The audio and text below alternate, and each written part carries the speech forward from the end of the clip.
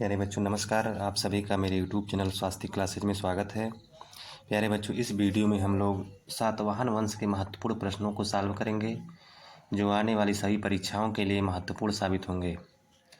तो प्यारे बच्चों, प्रश्नों को सॉल्व करने से पहले आप लोग इस चैनल को एक बार सब्सक्राइब कर दीजिए। तो चलिए, इस वीडियो का पहला प्रश्न है, पुराणों में सातवाहनों को क्या कहा गया है? आंध्रक, आंध्रभृत्य, त्रिकूटक, महाभृत्य।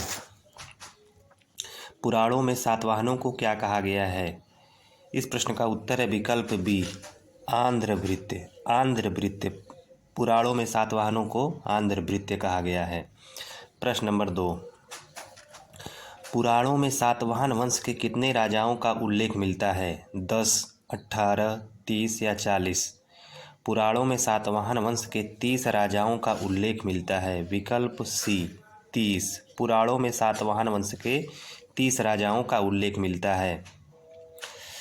प्रश्न नंबर 2, अभिलेखों में सातवाहनों को किस नाम से संबोधित किया गया है? अभिलेखों में सातवाहनों को सातवाहन कहा गया है। विकल्प बी, सातवाहन। प्रश्न नंबर 4, सातवाहन वंश का संस्थापक कौन था? सातवाहन वंश का संस्थापक कौन था?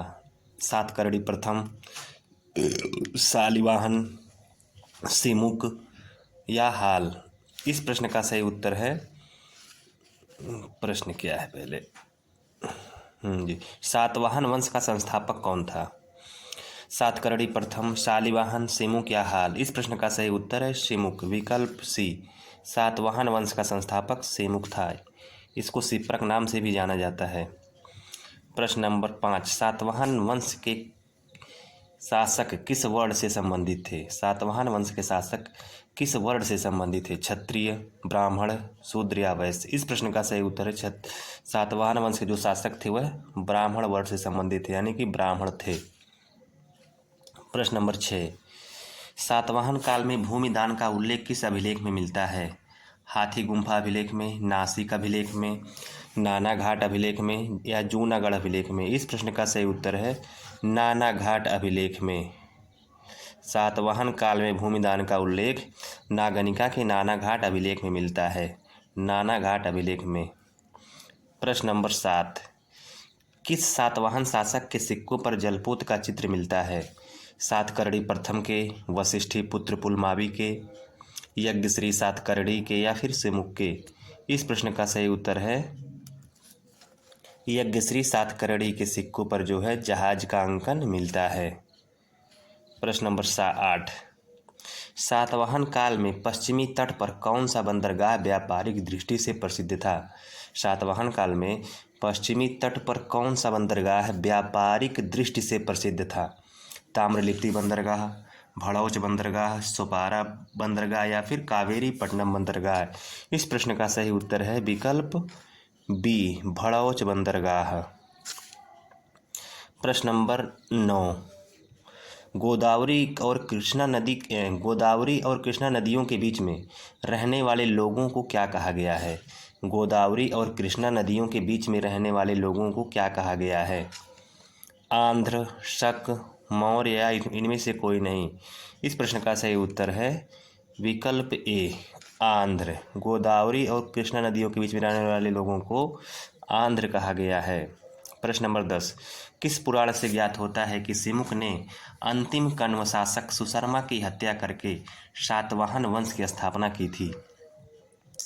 विष्णु पुराण से, वायु पुराण से, भागवत पुराण से या फिर मत्स्य पुराण से? इस प्रश्न का सही उत्तर है प्यारे बच्चों वायु पुराण से। विकल्प बी, वायु पुराण से जानकारी मिलती है कि सिमुक ने अंतिम कण्व शासक सुशर्मा की हत्या कर सातवाहन वंश की स्थापना की थी।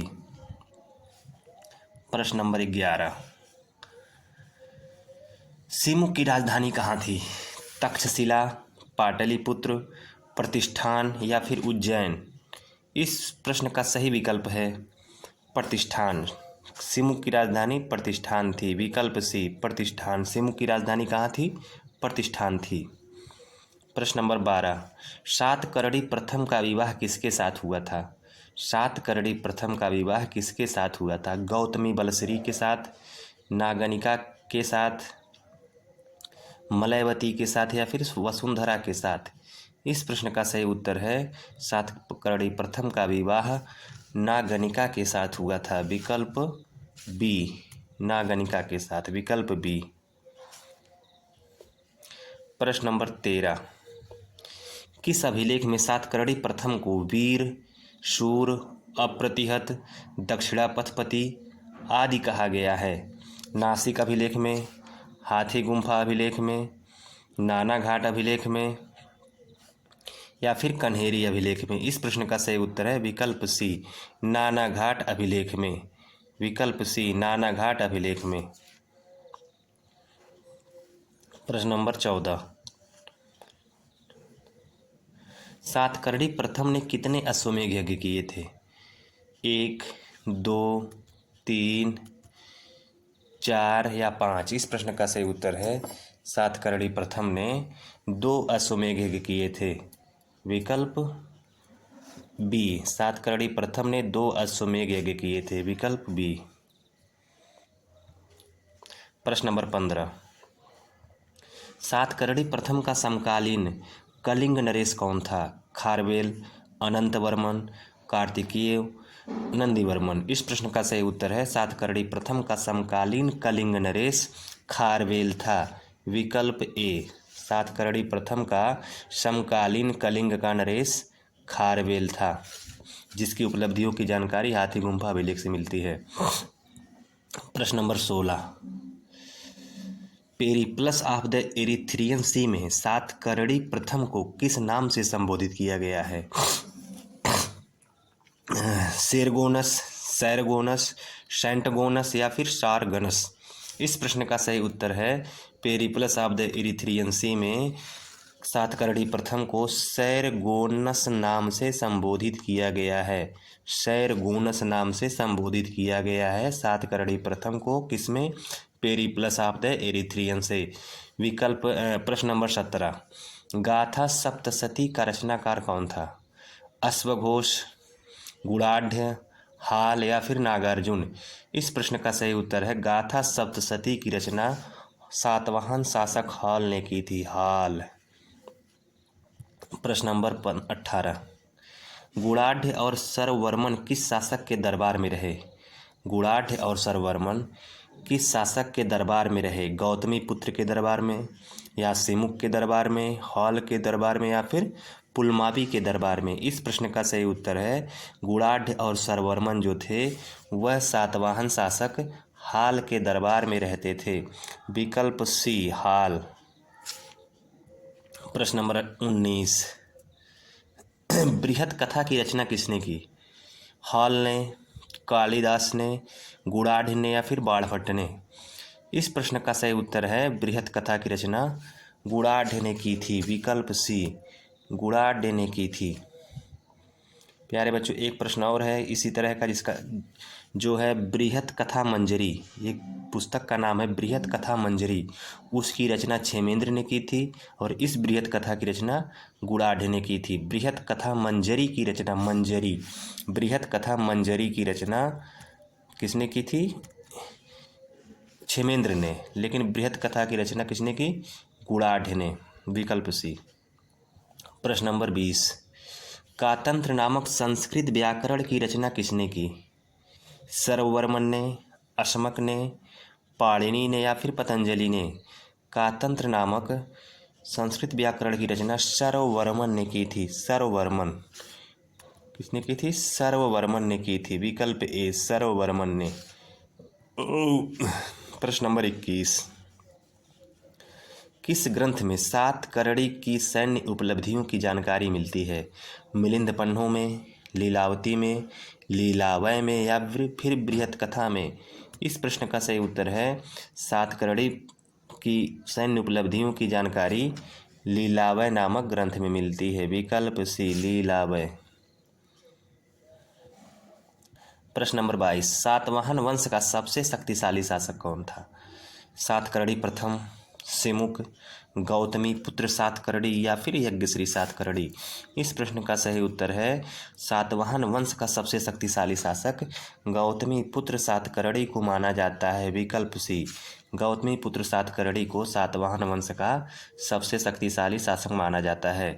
प्रश्न नंबर 23, गौतमी पुत्र सातकर्णी के पिता का क्या नाम था? पुलमावी, शिवस्वाति, शालिवाहन या फिर हाल। गौतमी पुत्र सातकर्णी के पिता का नाम शिवस्वाति था। गौतमी पुत्र सातकर्णी के पिता का नाम शिवस्वाति था। विकल्प बी, शिवस्वाति था। गौतमी पुत्र सातकर्णी के पिता का नाम शिवस्वाति था।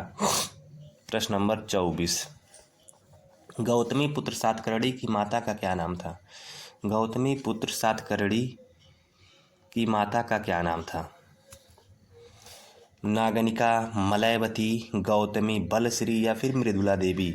इस प्रश्न का सही उत्तर है गौतमी पुत्र सातकर्णी की माता का नाम बलश्री था, यानी कि गौतमी बलश्री। गौतमी पुत्र सातकर्णी की माता का नाम गौतमी बलश्री था। प्रश्न नंबर 25, किस स्थान से प्राप्त मुद्राओं से ज्ञात होता है कि गौतमी पुत्र सातकर्णी ने नहपान को हराया था? किस स्थान से प्राप्त मुद्राओं से जानकारी मिलती है कि गौतमी पुत्र सातकर्णी ने नहपान को हराया था? इस प्रश्न का सही उत्तर है कन्हेरी, नासिक जोगलथम्बी, सोपारा या फिर मैसूर। इस प्रश्न का सही उत्तर है नासिक के जोगलथम्बी से मुद्राएं जो मिलती है उससे जानकारी होती है कि गौतमी पुत्र सातकर्णी ने नहपान को हराया था। विकल्प बी, नासिक के जोगलथम्बी से। प्रश्न नंबर 26, किस अभिलेख में कहा गया है कि गौतमी पुत्र सातकर्णी के घोड़ों ने 3 समुद्रों का पानी पिया था? किस अभिलेख से हमको जानकारी मिलती है कि गौतमी पुत्र सातकर्णी के घोड़ों ने 3 समुद्रों का पानी पिया था? नाना घाट अभिलेख से, हाथी गुम्फा अभिलेख से, नासिक गुफा लेख से या फिर कन्हेरी अभिलेख से। इस प्रश्न का सही उत्तर है नासिक गुहा लेख से हमें जानकारी मिलती है कि गौतमी पुत्र सातकर्णी के घोड़ों ने 3 समुद्रों का पानी पिया था। विकल्प सी, इस प्रश्न का सही उत्तर हो जाएगा विकल्प सी। प्रश्न नंबर 27, नासिक जिले में बेड़कटक नगर का निर्माण किसने कराया था? नासिक जिले में बेड़कटक नगर का निर्माण किसने करवाया था? विकल्प ए, यज्ञश्री सातकर्णी, सिमुक, गौतमी पुत्र सातकर्णी या फिर पुलमावी। इस प्रश्न का सही उत्तर है गौतमी पुत्र सातकर्णी ने बेड़कटक नगर का निर्माण करवाया था। विकल्प सी, गौतमी पुत्र सातकर्णी ने नासिक जिले में बेड़कटक नगर का निर्माण करवाया था। प्रश्न नंबर 28, पुराणों में किसे पुलोमा कहा गया है? पुराणों में किसे पुलोमा कहा गया है? इस प्रश्न का सही उत्तर है सिमुक को, वशिष्ठी पुत्र पुलमावी को, हाल को या फिर नहपान को। इस प्रश्न का सही उत्तर है कि वशिष्ठी पुत्र पुलमावी को पुराणों में पुलोमा कहा गया है। पुलोमा किसे कहा गया है? वशिष्ठी पुत्र पुलमावी को कहाँ पर कहा गया है? पुराणों में। प्रश्न नंबर 29, किस अभिलेख में पुलमावी को रुद्रदामन का दामाद कहा गया है? नानाघाट अभिलेख में, कन्हेरी अभिलेख में, हाथी गुम्फा अभिलेख में या फिर जुंडल अभिलेख में। किस अभिलेख में पुलमावी को रुद्रदामन का दामाद कहा गया है? इस प्रश्न का सही उत्तर है विकल्प बी, कन्हेरी अभिलेख में। कन्हेरी अभिलेख में पुलमावी को रुद्रदामन का दामाद कहा गया है। प्रश्न नंबर 30, सातवाहन वंश का अंतिम शासक शक्तिशाली है। सातवाहन वंश का अंतिम शक्तिशाली शासक कौन था? यज्ञश्री सातकर्णी, सिमुक, गौतमी पुत्र सातकर्णी या फिर पुलमावी चतुर्थ। इस प्रश्न का सही उत्तर है सातवाहन वंश का जो अंतिम शक्तिशाली शासक था उसका नाम यज्ञश्री सातकर्णी था। यज्ञश्री सातकर्णी सातवाहन वंश का अंतिम शक्तिशाली शासक था। प्रश्न नंबर 31, किस सातवाहन शासक के सिक्कों पर मछली, जहाज, किस सातवाहन शासक के सिक्कों पर मछली, जहाज और शंख का चित्र मिलता है? यज्ञश्री सातकर्णी के सिक्कों पर, गौतमी पुत्र सातकर्णी के सिक्कों पर, वशिष्ठी पुत्र पुलमावी के सिक्कों पर, या फिर सिमुक के सिक्कों पर? इस प्रश्न का सही उत्तर है विकल्प ए, यज्ञश्री सातकर्णी के सिक्कों पर मछली, जहाज और शंख का अंकन मिलता है। यज्ञश्री सातकर्णी के सिक्कों पर मछली, जहाज और शंख का अंकन मिलता है। प्रश्न नंबर 32, बौद्ध दार्शनिक नागार्जुन किस सातवाहन शासक का मित्र था? यज्ञश्री सातकर्णी का, गौतमी पुत्र सातकर्णी का, पुलमावी चतुर्थ का, या फिर इनमें से कोई नहीं? इस प्रश्न का सही उत्तर है बौद्ध दार्शनिक जो नागार्जुन थे वह सातवाहन शासक यज्ञश्री सातकर्णी के मित्र थे। यज्ञश्री सातकर्णी यानी कि विकल्प ए, बौद्ध दार्शनिक नागार्जुन सातवाहन शासक यज्ञश्री सातकर्णी के मित्र थे। प्रश्न नंबर 33, किसकी मृत्यु के बाद सातवाहन साम्राज्य के पतन की प्रक्रिया प्रारंभ हो गई? किसकी मृत्यु के बाद सातवाहन साम्राज्य के पतन की प्रक्रिया प्रारंभ हो गई?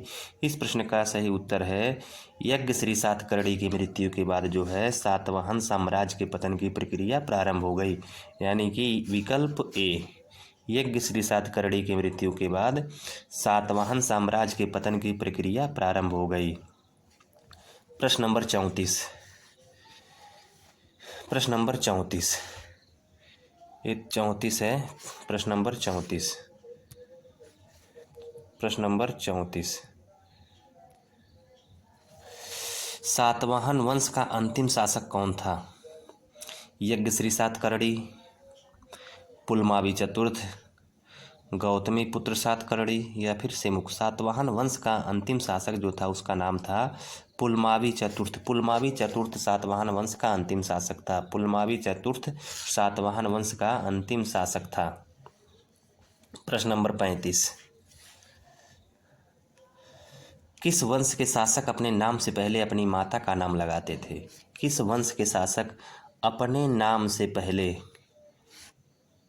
किस वंश के शासक अपने नाम से पहले अपनी माता का नाम लगाते थे?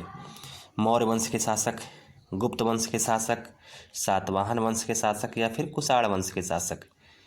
तो इस प्रश्न का सही उत्तर है सातवाहन वंश के शासक अपने नाम से पहले अपनी माता का नाम लगाते थे। जैसे गौतमी पुत्र सातकर्णी, सातकर्णी की माता का नाम गौतमी था।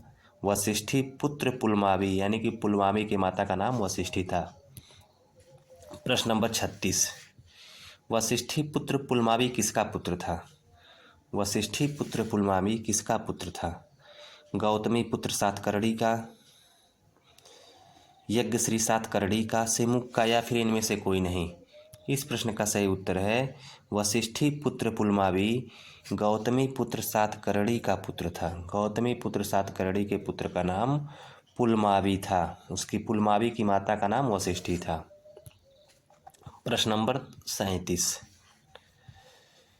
किस वंश के शासकों ने सर्वप्रथम ब्राह्मणों को भूमि दान और जागीर देने की प्रथा की शुरुआत की? किस वंश के शासकों ने सर्वप्रथम ब्राह्मणों को भूमि दान या जागीर देने की प्रथा की शुरुआत की?